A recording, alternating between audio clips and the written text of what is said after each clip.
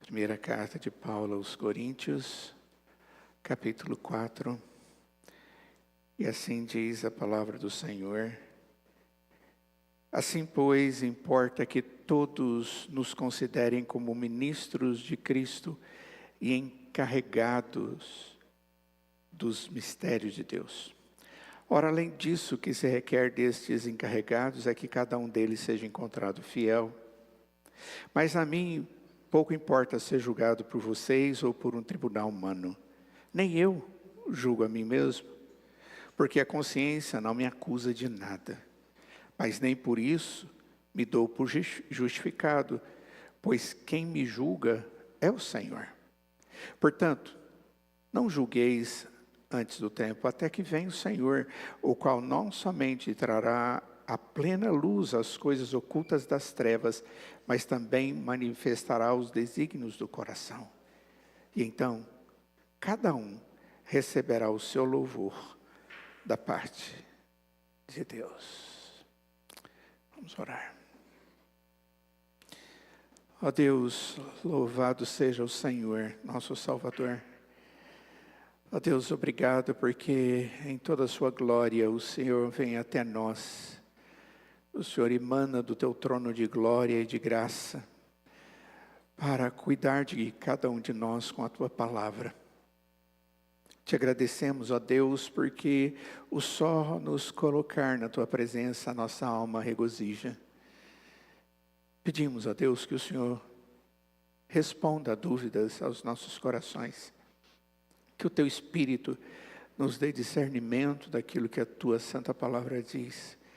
E que essa obra perfeita do Senhor, porque sempre é perfeita, esteja sendo operada em nós para o nosso bem, mas para a glória do Senhor. Em nome de Jesus. Amém. Ok, amados, nós caminhamos no nosso estudo sobre curando as feridas do coração. Esse é o tema, nunca esqueçam desse tema. E hoje nós vamos tratar desse texto em específico, mas a partir dele, quando o apóstolo Paulo diz: quem me julga é o Senhor. Tenho certeza que cada um de nós, por sermos quem somos, pessoas dotadas de capacidade de entendimento, de raciocínio, de avaliação, que nós nos avaliamos o tempo inteiro. Nós pensamos a respeito de nós o tempo inteiro. E isso, em certa medida, é extremamente importante. Porque eu não posso perder a noção de quem eu sou, de quem Deus é e de como Deus opera na minha vida. Mas nem sempre nós somos eficazes nisso. Nem sempre na autoavaliação nós somos tão justos conosco mesmo. Porque a tendência do ser humano é se justificar. Alguma coisa acontece em mim, contudo, mas, todavia, portanto. Ou seja, é aquela tendência da defesa pessoal. E isso não é novidade. Na Escritura, nós vemos isso acontecendo desde o primeiro pecado. Quando cada um daqueles personagens humanos que participam ali da tentação e da queda, Adão e Eva, ambos, quando questionados por Deus a respeito do erro deles e questionados a respeito daquilo para que entendessem qual era a realidade e qual era a consequência, porque Deus havia deixado muito claro que a consequência é: certamente morrerás. E quando questionados, eles lançaram a culpa sobre outro. Foi a mulher que o Senhor me deu, foi a serpente. Eles, em momento algum, avaliaram de tal forma que eles pudessem chegar a uma necessidade íntima de chegar na presença de Deus, e ao invés de dizer: fui eu que realmente tomei o alimento e comi, dessa forma desobedeci a sua ordem, e pudessem diante de Deus dizer: ó Deus gracioso que me fez e fez os céus e a terra, tenha misericórdia de mim e me perdoe. Tenha misericórdia e trata-me segundo a tua bondade. Nós não vemos isso. O pecado automaticamente gerou no homem uma falsa avaliação e consequências sobre a sua vida. E é algo que nós corremos risco o tempo inteiro. Afinal de contas, como tratar isso em nós? Como fazer de nós pessoas que realmente compreendam a sua realidade e Deus e a sua palavra? De tal forma que eu seja um autoavaliador meu a partir de algo verdadeiramente eficaz.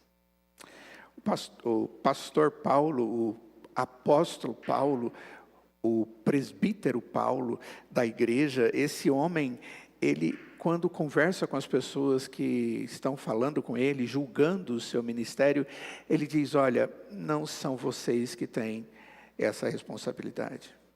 E até mesmo eu não me importo de ser julgado por vocês, por tribunal humano. E ele diz: na verdade, nem eu julgo a mim mesmo. Eu mesmo não tenho capacidade de fazer. Agora, ele diz: eu sei que a minha consciência não me acusa. Contudo, eu não me sinto justificado.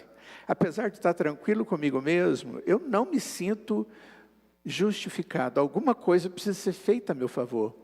Por quê? Porque quem me julga é o Senhor. Os critérios de Deus são santos. As percepções de Deus a respeito da nossa vida, daquilo que somos, nós não conseguimos entender com inteireza. Eu e você não nos conhecemos com inteireza. Somos surpreendidos pelas mazelas que nós mesmos fazemos. Nós nos sabotamos na nossa vida com Deus. É autossabotagem. Nós sabotamos muitas vezes os nossos relacionamentos que são caríssimos para nós. Nossa família, por exemplo, cônjuge, filhos, e todos aqueles que amamos, os nossos amigos. E eventualmente nós ficamos muito entristecidos porque nós não conhecemos até onde a gente é capaz de ir. Essa semana eu fui indagado por uma pessoa de uma outra igreja, estávamos no estudo bíblico, e aquela pessoa perguntou para mim sobre um pastor específico. Ele disse: nós conhecemos o passado dele, nós conhecemos muito bem, por isso, e ele fez muito pelo reino de Deus, ele foi usado pelo Senhor. Contudo, hoje é um homem que nem acredita na Escritura como ele acreditava antes. E o maior trabalho dele é de ficar falando dos outros e julgando as outras pessoas. Afinal de contas, ele tem o Espírito Santo na sua vida, ele é crente de verdade? Porque cada passo tem mostrado a sua distância de Deus. E eu lembro que eu abri a Escritura e li exatamente esse texto. Exatamente esse texto.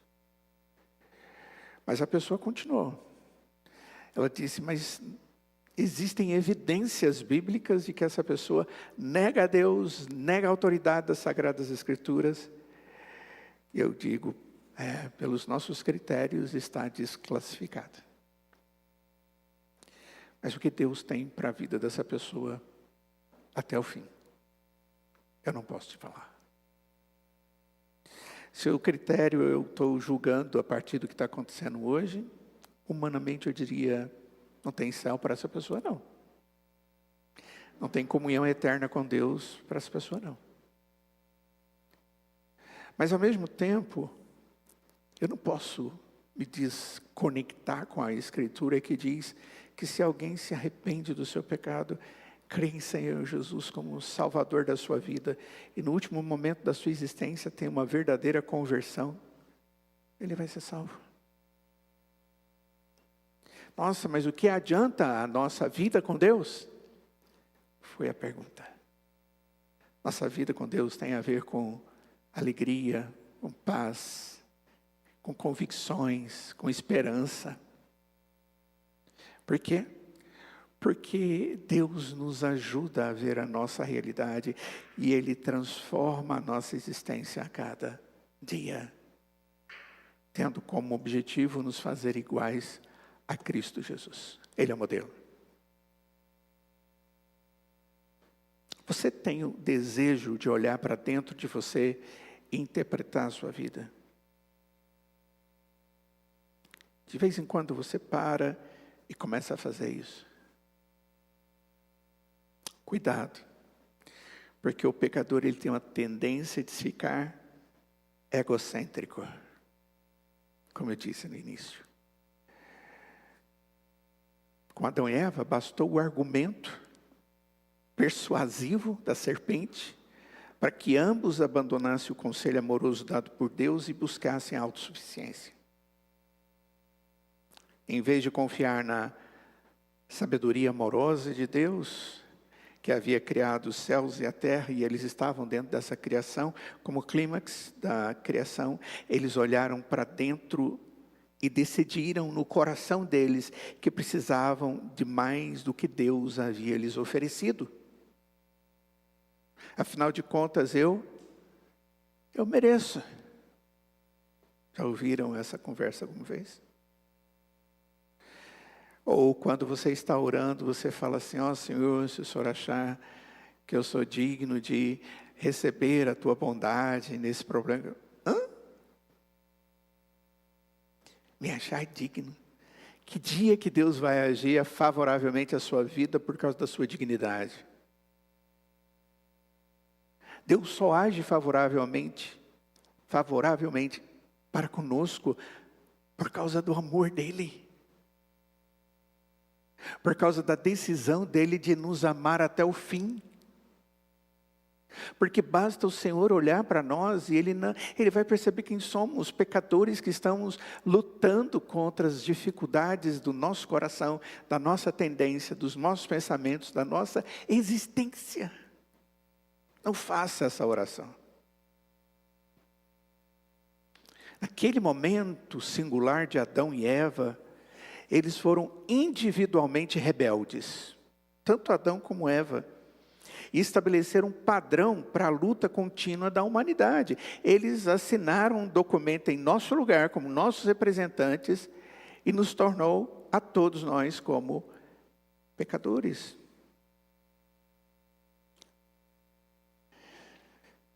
Olhar para dentro de nós é uma intuição que nós temos, e é natural. Mas enquanto fazemos isso, a fé nos avisa que o que estamos procurando pode ser encontrado só em outro lugar. Porque por mais que a gente busque, a gente não encontra. Naquilo que nós somos, naquilo que nós pensamos, naquilo que nós fazemos. Eu creio que o texto ele nos traz um certo apelo forte para a gente olhar para dentro. Isso não é totalmente ilógico. Só estou mostrando que não é a solução da sua existência olhar para você mesmo. Ou para dentro de você mesmo. Faz muito sentido que a gente acredite ou que acreditemos que nos conhecemos melhor do que qualquer outra pessoa. Já que simplesmente ninguém mais somos quem nós somos. Quem conhece os pensamentos que estão passando agora na minha mente. Não nos entendemos, mas sentimos que deveríamos. Não é verdade? Puxa, eu deveria entender um pouco melhor a mim mesmo. Não quero passar de novo por vergonha na presença de Deus. Ontem, eu vi um videozinho de um crente. Rapaz que é crente, eu vejo nas atitudes dele, nas palavras dele, que ele tem temor ao Senhor. E alguém faz uma pergunta para ele, é um crente jovem, menos de 30 anos, e faz a pergunta seguinte: qual a sua maior vergonha? Ele diz, a minha maior vergonha é no meu aniversário, um dia, eu ter bebido e ter perdido o controle. Ele diz que a tristeza tomou conta dele. E que ele foi falar com seu pai: pai, eu envergonhei o Senhor. O pai dele disse: não, fica tranquila. Você não me envergonhou. Você envergonhou a Deus. Uau! Uau, a solução para o seu problema não está em mim. A solução do seu pecado está na sua relação com Deus. E eu achei fantástica aquela pergunta, porque ele vasculhou a mente dele, perguntando sobre uma atitude que envergonhava, que ele se tinha vergonha. E ele diz: esse ato. E eu fiquei pensando, gente do céu. Diante daquilo que nós vivemos, talvez a gente chegue à conclusão: puxa, é tão pequeno o que ele fez. Mas ele estava fazendo uma autoanálise, e ela é correta. Mas o principal disso é que ele reconhecia que estava errado. Mas o referencial para que pudesse compreender isso era Deus, a palavra de Deus. E o compromisso de amar a Deus acima de todas as coisas. E isso inclui os nossos atos autoconfiantes, egoísta, autocêntrico, onde nós perdemos a noção de como nós dependemos de Deus.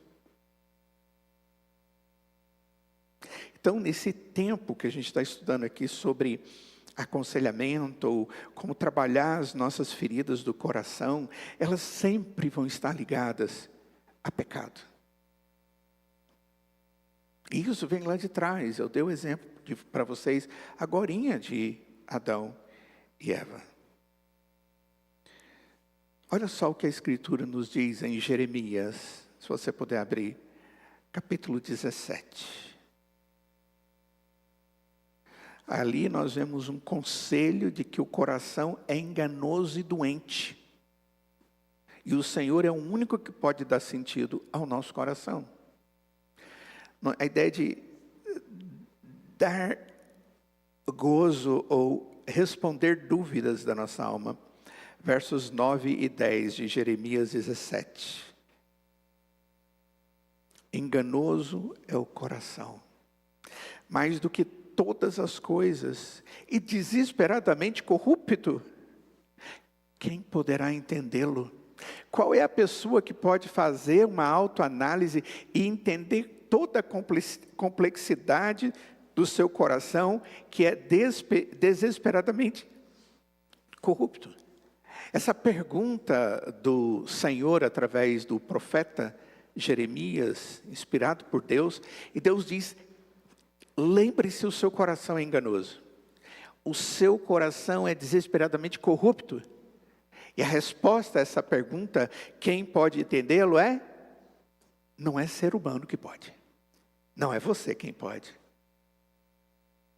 E aí vem o verso 10, onde Deus diz: eu, o Senhor, é que sondo o coração, é aquele que entra dentro do mais profundo do nosso ser. Coração, na literatura hebraica, tem a ver com o homem interior, o inner man, tem a ver com aquele indivíduo mais íntimo de si mesmo, aquele ponto mais íntimo de si mesmo.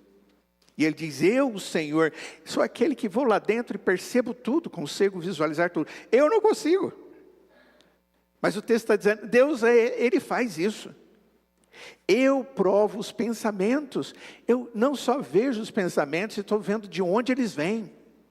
E se são justos, para dar a cada um segundo os seus caminhos, segundo o fruto das suas ações. Estamos perdidos. Estamos perdidos. Se Deus tem essa habilidade, essa capacidade de sondar meu coração e ver tudo, e esse Deus julga a minha vida segundo os caminhos e os frutos do caminho. O que Deus está nos dizendo aqui é que as nossas atitudes têm motivações, e os nossos frutos São frutos desse pensamento, desse desejo, dessas coisas que nós cremos, daquilo que nós somos. E aí nós fazemos alguma coisa. Primeiro nós visualizamos e usamos os princípios da nossa existência. Depois a gente toma uma decisão. E depois dessa decisão a gente age. E depois dessa ação a gente tem frutos. E o texto está dizendo, Deus começa lá do início dos pensamentos que nós temos antes de fazer qualquer coisa. E Ele vai chegar lá no final e vai abençoar-nos segundo o fruto das nossas ações. Deus tenha misericórdia de mim. O que Deus estava dizendo aqui nesse texto era algo que deveria levar o povo de Deus a uma autoanálise, mas subordinada não ao que o homem é, mas ao que Deus pode fazer com você. Existe consequência para todos os nossos atos. Deus perdoa. Se você realmente se arrepende, Ele perdoa. Mas isso não quer dizer que as consequências não vão chegar. Cuidado. Então esse é primeiro ponto que a gente está estudando hoje. Nós podemos pensar, nós devemos avaliar, é justo fazer isso. Mas ao mesmo tempo, nós vamos fazer isso tendo consciência de que nós não temos habilidade de olhar para o nosso coração e ver tudo que está ali. E tudo que a gente é capaz de fazer. E Deus diz, vocês são desesperadamente corruptos. Então, cuidado com a sua autoconfiança. Com o seu autodomínio. Porque se parte de você só e não da graça de Deus, é corrompido. Se parte de você e da sua habilidade pessoal, por mais que você seja essa pessoa centrada, você tem um coração enganoso. E muitas vezes aquilo que você acha que é bom, é ruim. E às vezes nós fazemos coisas boas de maneira errada. E nós destruímos o que é bom. Então, diante disso, o que a gente tem que fazer? Quando a gente está acompanhando alguém no aconselhamento, essa é a primeira verdade que precisa existir no coração da gente. Ou seja, nós não vamos encontrar respostas, soluções plenas em nós. Nós temos que procurar entendimento das coisas que eu vivo e daquilo que eu sou. Então, isso nos leva a uma verdade importante. Deus nos vê com mais precisão do que nós. É mais importante que aprendamos a nós mesmos e a nos olhar, a nos ver através dos olhos de Deus do que através dos nossos olhos. Ó Deus, esteja me dando a percepção da minha vida a partir do Senhor. Me dê o seu óculos de percepção, aquele que é capaz de visualizar aquilo que eu naturalmente não vejo. Me dê os óculos do Senhor, para que eu possa ver tudo conforme a visão que o Senhor tem. Oi? Exatamente. O que o apóstolo Paulo está dizendo aqui, chega a dizer que o seu julgamento, ou o julgamento de qualquer pessoa, outra pessoa, sobre si mesmo, é insignificante comparado ao julgamento de Deus. É isso que Paulo está dizendo nesse texto. E aí você pergunta, por que Paulo está tão preocupado com esse tema? É simples. Ele está preocupado com isso porque havia uma atitude da igreja de Corinto negativa para com ele e o ministério dele, pastoral e apostólico. Paulo foi um apóstolo do Senhor, convocado por Deus e enviado pelo Senhor. A palavra enviado é, ele recebeu o apostelo para que ele fosse. Vai e pregue aos gentios. E ele foi. Ele foi enviado como os demais foram. Ele fez parte daquele grupo que Deus colocou com essa função. O apóstolo Paulo sabia disso, foi preparado pelo Senhor, tinha convicção da sua salvação, do seu chamado, do seu ministério, de que as suas palavras eram palavras que Deus, através do Espírito, estava colocando na mão e na caneta dele que registrava. Mas os coríntios duvidavam disso, porque eles sabiam quem era Paulo antes da conversão, e eles não conseguiam perceber a possibilidade de um homem daquele se tornar cristão e ainda mais usado por Deus. E é interessante que quando nós olhamos para a história bíblica, nós vamos ver que Deus escolhe pessoas que a gente não escolheria. Não escolheria, de jeito nenhum. Você escolheria Jacó? Usurpador? Você escolheria homens que agiram de maneira inadequada? Você escolheria Davi? E ele vai se tornar o homem segundo o coração de Deus, e o Senhor usou, e nós cantamos e ouvimos os salmos escritos por Davi, e vemos tudo que Deus fez através da vida daquele homem. Mas aquele homem era o que era.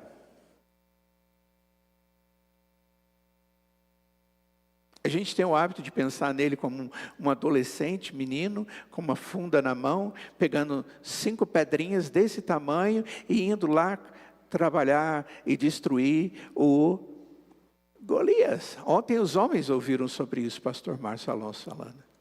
Era pedrinha, não, era pedra grande. A funda é arma poderosa. Eu estava estudando de ontem para hoje todas as imagens e proposições, e eu vi um vídeo onde um indivíduo com uma funda, ele bate de uma distância longa, pá, e uma placa que está lá na frente, simplesmente a placa arrebenta. Não era uma armazinha. Davi foi lá e fez isso. Aí as pessoas gostaram, louvaram ele, colocaram em uma posição de destaque.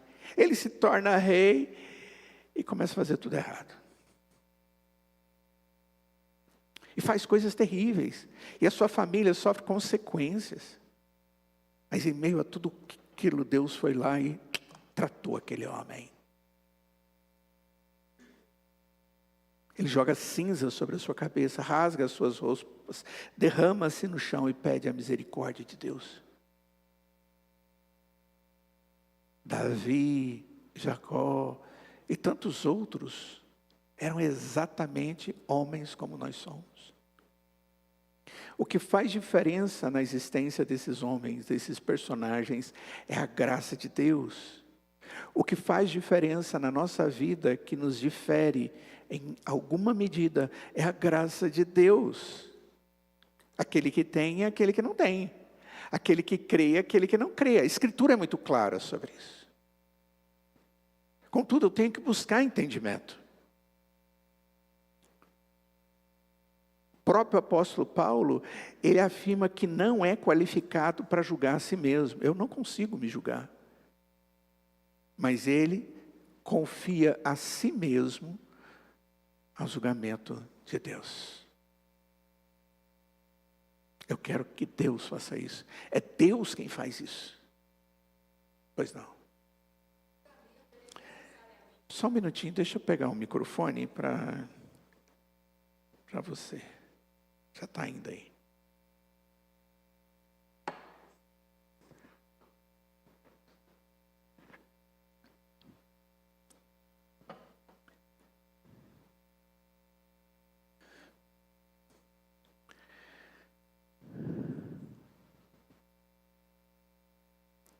Tudo bem, você pode falar, eu transmito para as pessoas. condenação, esse julgamento a que Paulo se refere, é necessariamente um julgamento para uma suposta condenação ou para uma absolvição apenas? Todo julgamento, ele tem esse caráter. De chegar a uma absolvição ou condenação. A chegar ao ponto. Isso é correto, isso é errado. Isso é bom, isso é ruim. Não existe julgamento que não tenha como intenção atribuir algo. O próprio texto de Jeremias diz que Deus, ele vai julgar e ele vai agir de conformidade com as nossas obras. Ele não está dizendo que nós somos salvos pelas nossas obras, mas existe ato disciplinar de Deus sobre a nossa vida. Um cristão, se ele agir de maneira inadequada, haverá frutos inadequados na vida dele, e saiba que isso também é ato disciplinar de Deus.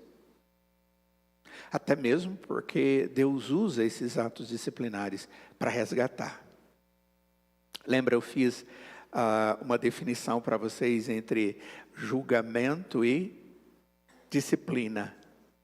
Em ato disciplinar, no sentido de trazer de volta o filho, ou ato simplesmente de condenar alguém. Deus não simplesmente condena alguém, Ele julga. Mas aí o objeto dele, de penalização sobre a vida do cristão, passa pelo sangue de Cristo. Somos absorvidos. Mas isso tem a ver com um verdadeiro arrependimento. E ir e não pecar mais. Ele tinha na sua boca o tempo inteiro essas palavras. O Senhor Jesus. Okay? Então, todo ato de julgamento é um ato que chega a uma conclusão ou a outra conclusão. Agora, ele é capaz de fazer isso. O apóstolo Paulo está dizendo que ele confia a si mesmo ao julgamento de Deus. Ele diz, eu não confio em vocês me julgando, eu não confio nem em mim me julgar. Eu não consigo me entender, mas eu confio em Deus, porque o julgamento de Deus é perfeito, é correto. E qual o critério que Deus usa para o julgamento? A sua palavra, que está registrada na sua, a sua justiça que está registrada na sua santa palavra. Isso que Deus disse é verdade. Paulo, em momento algum, ele está olhando para dentro de si mesmo em busca da sua resposta, mas ele está buscando, sim, fora dele e no alto. Ele está ouvindo Deus falar, ele está pegando as ferramentas de Deus para ouvir a voz de Deus que o julga e que o direciona. A pergunta é, como é que isso acontece? Pensa assim, uma criança olha para os seus pais para dar sentido ao mundo e seu lugar nesse mundo. Eles olham para os pais e começam a ver que o pai e a mãe fazem assim, assado. Diante de uma situação eles reagem tranquilos, ou em outros não tão tranquilos. E aí ele vê no pai ou na mãe falando uma palavra inadequada.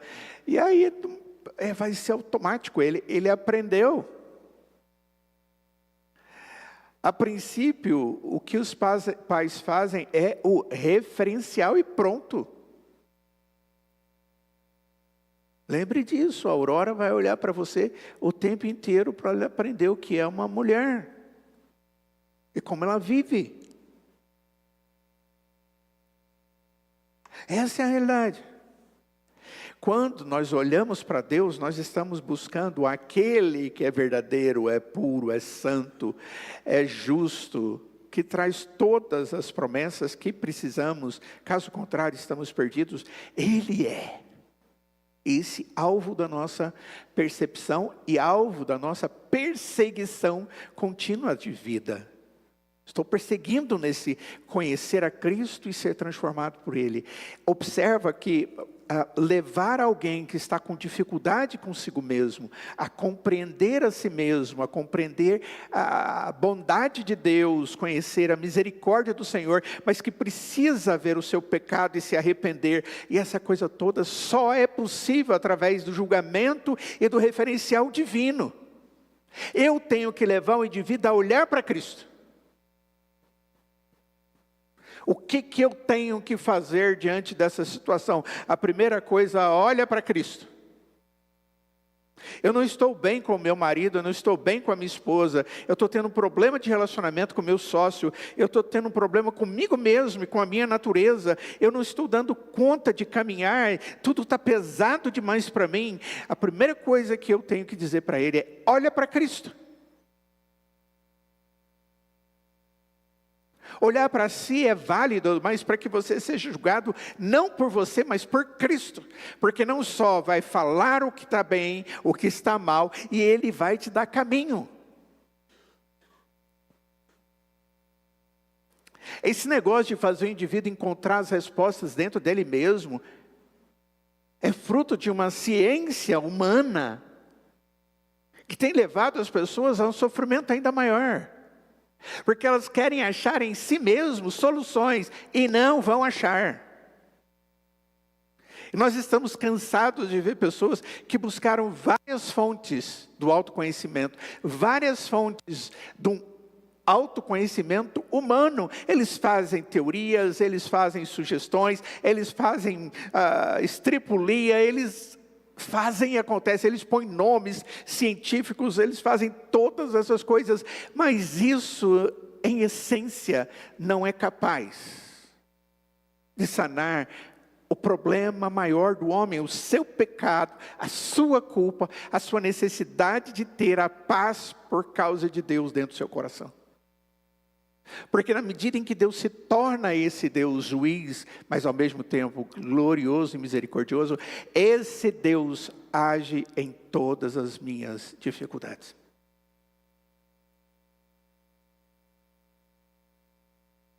Mudar simplesmente o comportamento não resolve. Porque você continua ali. Você só está se cuidando para não ter um certo comportamento, mas você não vai conseguir. Sabe por que você não vai conseguir? Porque o homem é falho. A resposta para ele não está nele.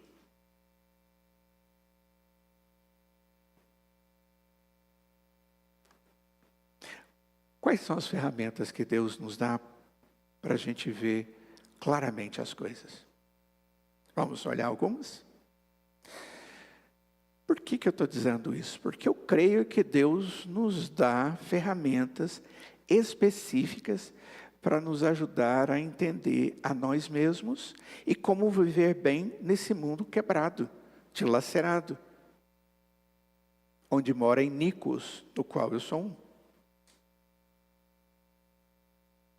3 sugestões bíblicas que nós precisamos de ferramentas. Primeira, a Bíblia.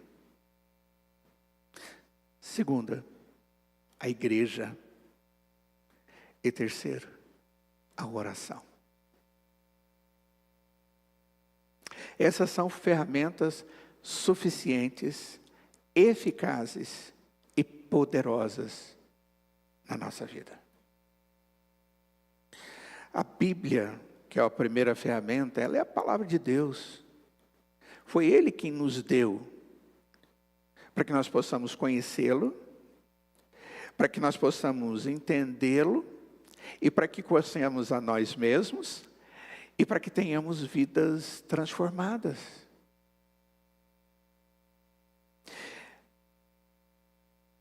Não existe livro mais poderoso.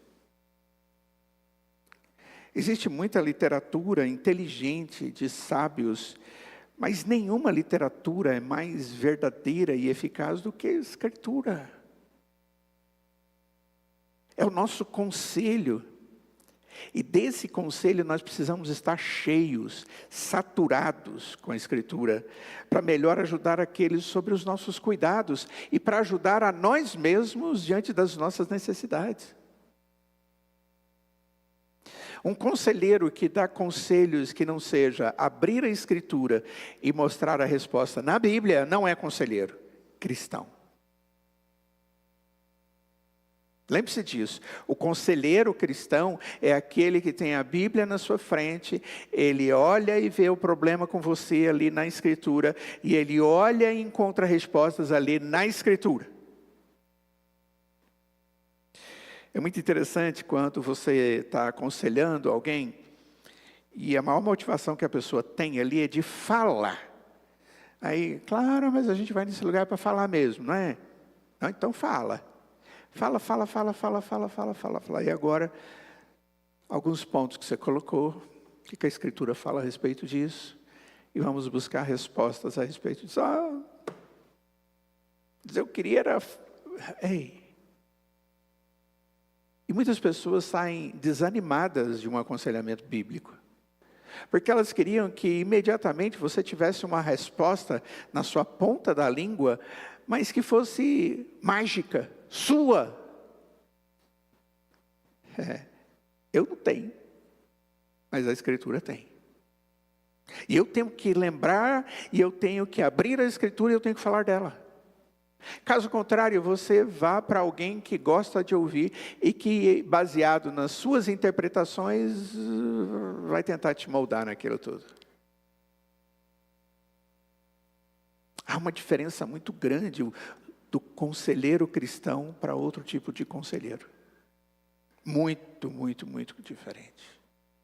Por quê? Porque nós entendemos que as Sagradas Escrituras é o livro mais poderoso, é o nosso conselho, e nós devemos estar cheios da Escritura, para que a gente possa ter a nossa vida conduzida, abençoada, disciplinada, resolvida em Deus, a ponto de eu poder, em um momento que Deus quiser me usar, eu seja alguém que, de novo, vou citar a Escritura que faz diferença na minha vida, e eu vou ser instrumento na vida de outra pessoa. A Bíblia é a sabedoria de Deus, que graciosamente foi dada a nós. É a Escritura que nos lembra a verdadeira sabedoria, não aquela que vem de dentro e que é nossa, porque essa está corrompida, o coração é enganoso. A verdadeira sabedoria é servirmos a um Deus que ama dar essa sabedoria generosamente para nós. Abram, por favor, em Tiago, capítulo 1.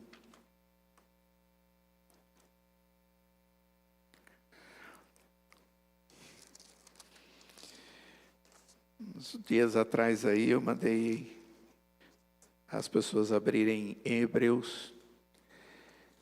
E aí a pessoa procurou. Minha Bíblia não tem. Eu falei, tem. Tem sim. Já achei muito engraçado. Capítulo 1, verso 5. Se, porém, algum de vocês necessita de sabedoria, peça a Deus, que a todos dá com generosidade e sem reprovações, e ela lhe será concedida. Uau! Deus é o Deus que nos dá sabedoria. Senhor, fala ao meu coração, abre a Bíblia e Ele vai falar. Ele vai te dar sabedoria para que você entenda o conhecimento que Ele está transmitindo para você, de tal forma que você vai aplicar aquilo e aquilo vai dar certo, porque a orientação de Deus é a orientação que dá certo. E é interessante que em alguns momentos a gente vê pessoas que não têm o temor do Senhor na sua vida, não vivem continuamente dizendo, Senhor, faça a sua vontade em mim, mas são pessoas que eventualmente abrem a Escritura buscando respostas, ou alguém diz, olha, a Escritura diz isso, e ele vive aquilo, ele coloca aquilo em prática e dá certo. Porque a verdade de Deus é verdade sempre. É por isso que a palavra de Deus é aquela que é o poder de Deus para a salvação, porque ela convence. Deus falando, é Deus me dando entendimento, é Deus pastoreando a minha alma com a palavra dEle. Então, a primeira e mais importante ferramenta para sermos tratados nos nossos dramas, nos nossos traumas, nas nossas angústias, nas nossas dúvidas, é a palavra de Deus. Não se esqueça disso. Não abandone o estudo da Escritura. Não fique alheio à palavra de Deus. O inimigo é tudo que ele não quer para você. E aí aparece uma coisa mais interessante, entre aspas, eu estou cansado, eu estou com preguiça, eu não consigo ler muito. Esse é o seu homem interior.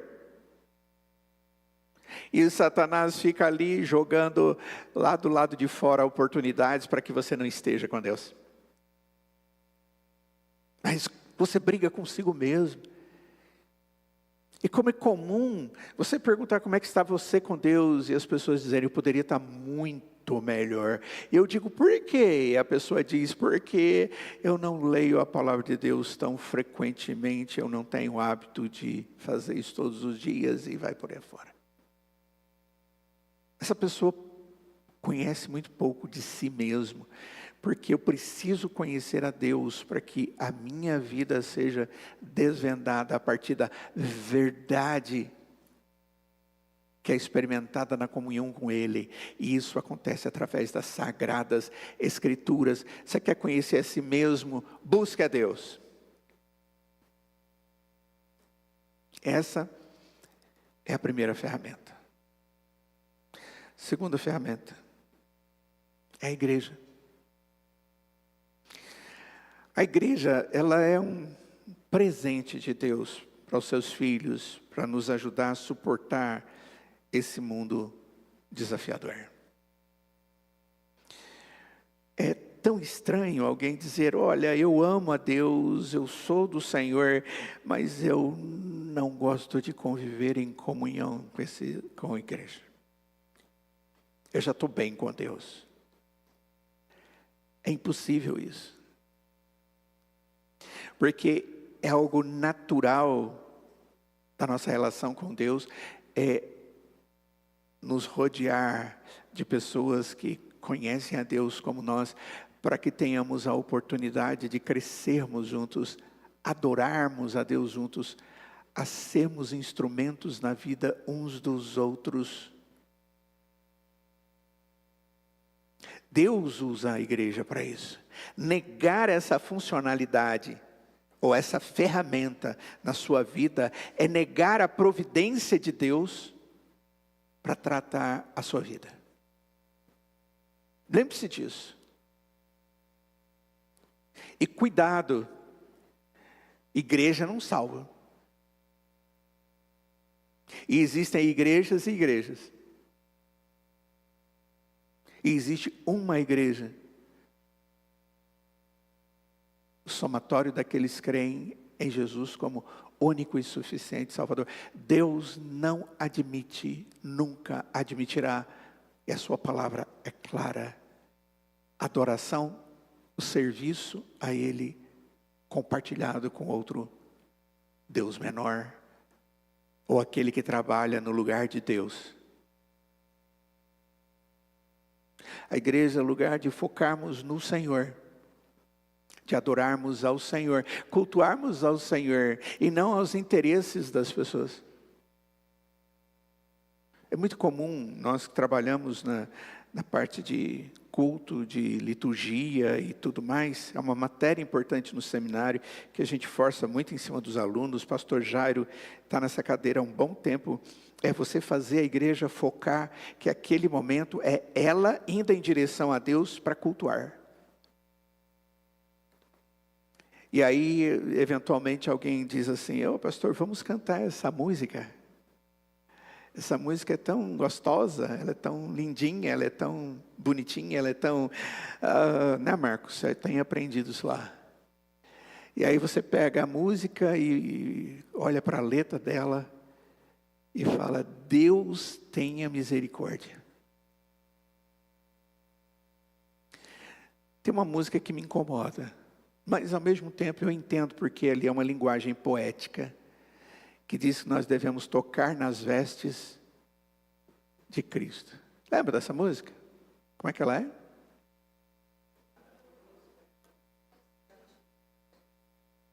Maravilhoso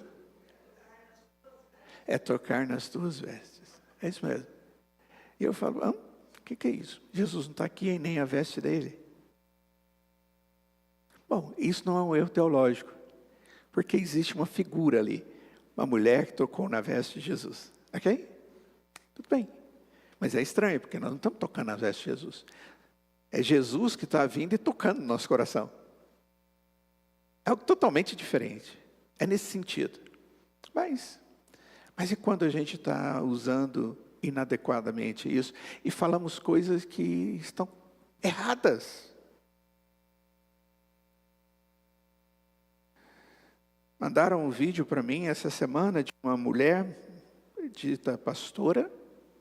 Eu não vou falar sobre isso agora, mas ela esbravejava e ela falava de uma forma tão intensa de que as coisas, nós podemos desistir dessas coisas e nós precisamos ser agressivos com tudo isso, a ponto de dizer, isso não é para mim, eu não aceito isso na minha vida.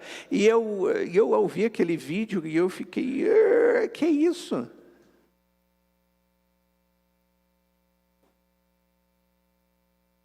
Quem purifica a sua vida é Deus.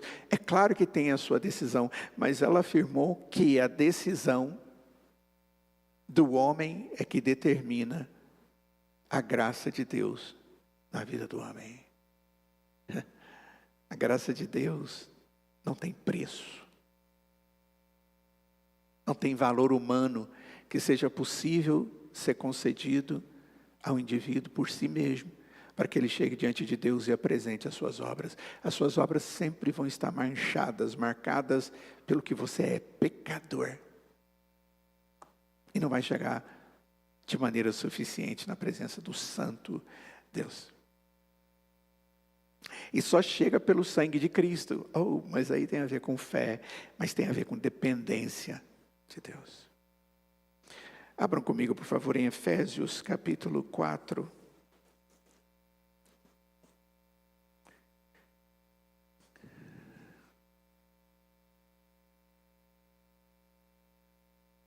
Versos 11 a 16, e a gente está caminhando para o fim. Diz o texto assim, e ele mesmo concedeu uns para apóstolos, outros para profetas, outros para evangelistas e outros para pastores e mestres. Ele está dizendo, olha, Deus está colocando pessoas dentro do corpo de Cristo para atuarem.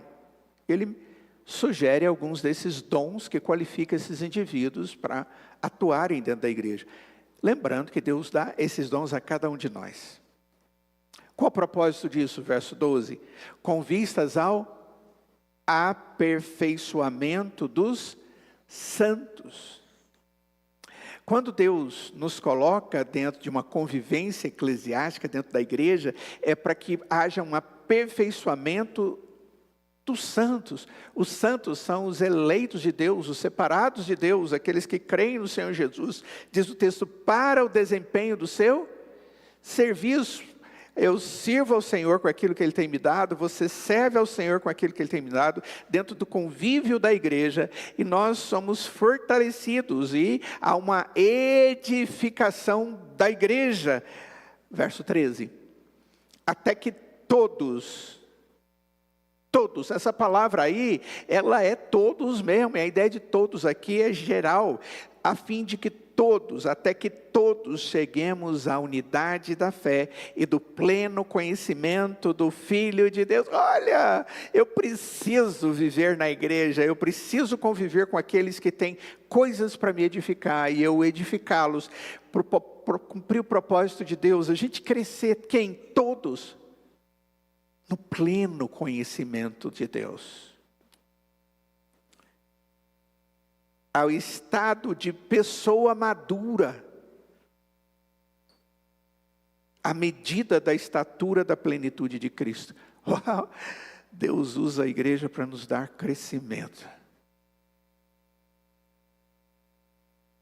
Essa ferramenta é importante. Nós devemos ser instrumentos na vida uns dos outros para crescermos juntos. E para sermos maduros, diz o texto. Exato, eu vou chegar lá. Para que não mais sejamos como crianças. No verso 13 diz, para que sejamos pessoas maduras. No verso 13 diz, para que não mais sejamos como crianças arrastadas pelas ondas e levados de um lado para outro por qualquer vento de doutrina, ensinamentos quaisquer, pela artimanha das pessoas, pela astúcia com que induzem ao erro. Mas seguindo a verdade, em Cristo cresçamos em tudo naquele que é a cabeça, Cristo. De quem todo o corpo bem ajustado e consolidado pelo auxílio de todas as juntas, segundo a justa cooperação de cada parte, efetua o seu próprio crescimento para a edificação de si mesmo em amor. É nesse lugar, nessa comunidade, nessa igreja, que diariamente nós encorajamos uns aos outros e evitamos cair na armadilha do engano do pecado. Evitamos cair na armadilha do diabo e do nosso pecado. As Escrituras, elas nos dizem que nós precisamos do encorajamento diário nessa vida com os nossos irmãos e irmãs em Cristo, se não queremos nos cansar de fazer o bem.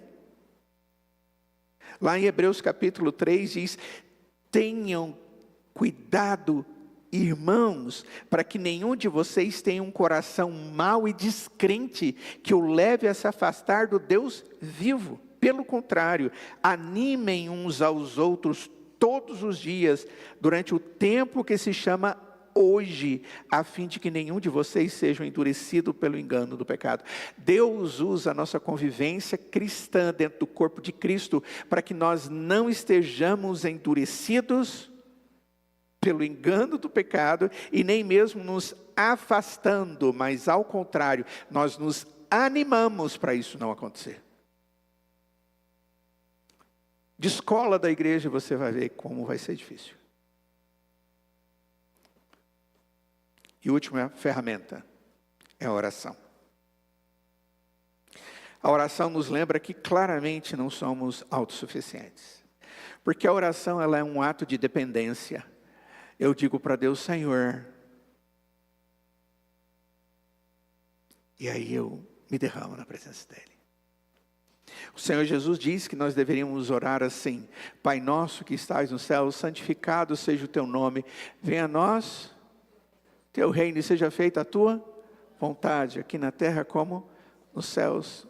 Deus, a gente precisa comer o pão nosso de cada dia, dá-nos hoje. O que mais? Perdoa-nos, nós precisamos disso hoje de novo, perdoa. O que mais? E cuida da vida espiritual da gente também. Estão vendo, são coisas fundamentais. A oração, ela tem essa característica. Nós oramos porque sabemos que não podemos fazer isso sozinhos. Nós oramos para ensinar nossos corações a confiar em nosso Pai Celestial mais do que nossos olhos podem ver. Nós oramos porque acreditamos que Deus sabe melhor do que nós o que precisamos em cada momento. Nós oramos porque sabemos que a menos que Deus se mova, nada mudará verdadeiramente para melhor. Nós oramos porque sabemos que Deus se importa e Ele responde às nossas petições, porque somos seus filhos amados. Diga, espera só um minutinho o microfone chegar até você.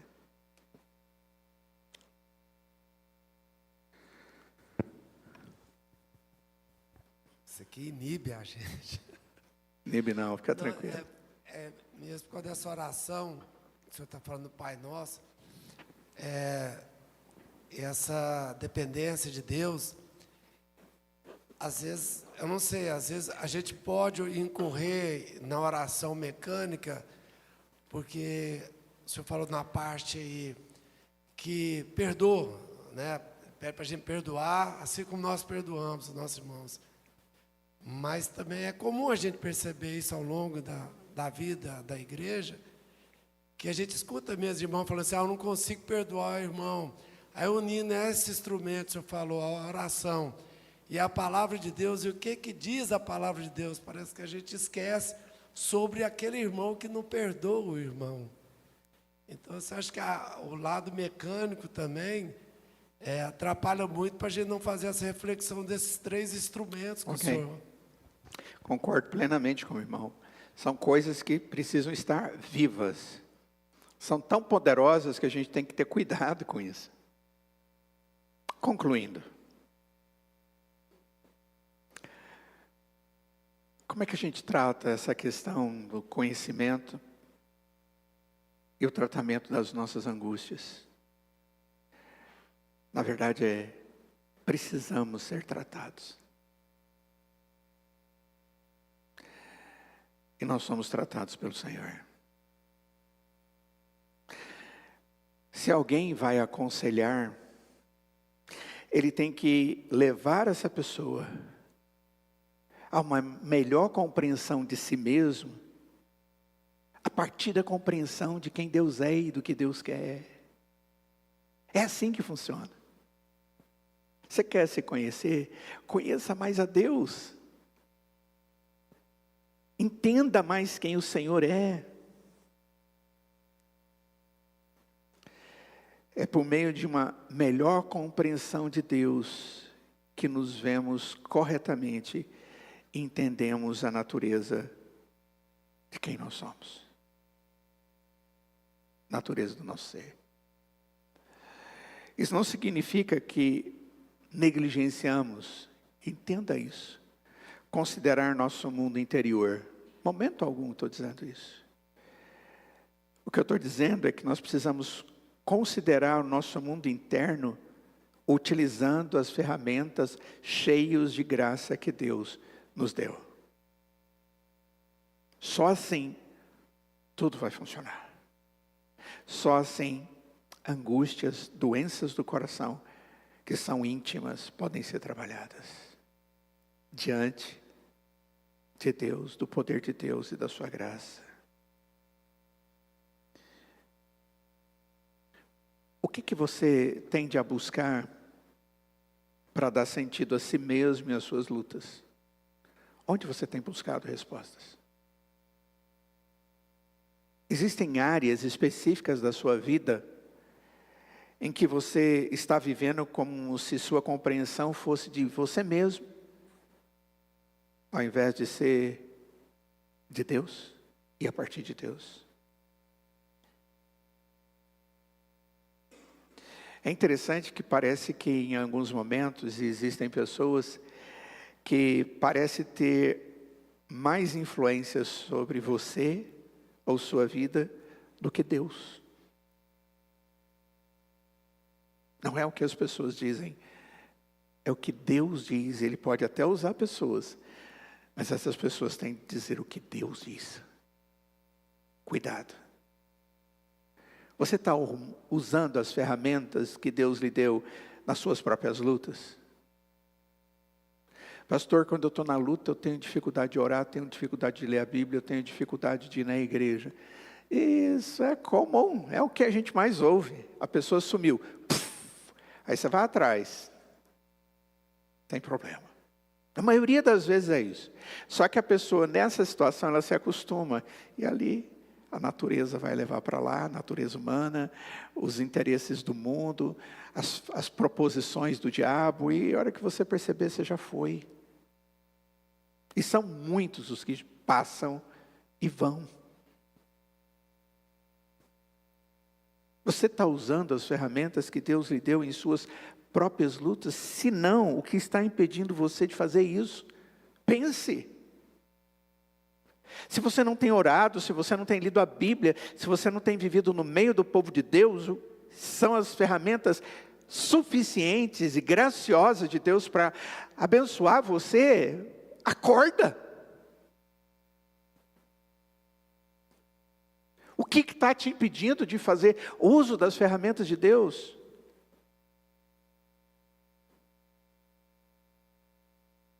As pessoas que convivem com você, que dependem de alguma maneira de você, no sentido relacional, elas estão aprendendo a aplicar essas ferramentas, a palavra, a oração e a igreja na vida delas. Você está ensinando isso?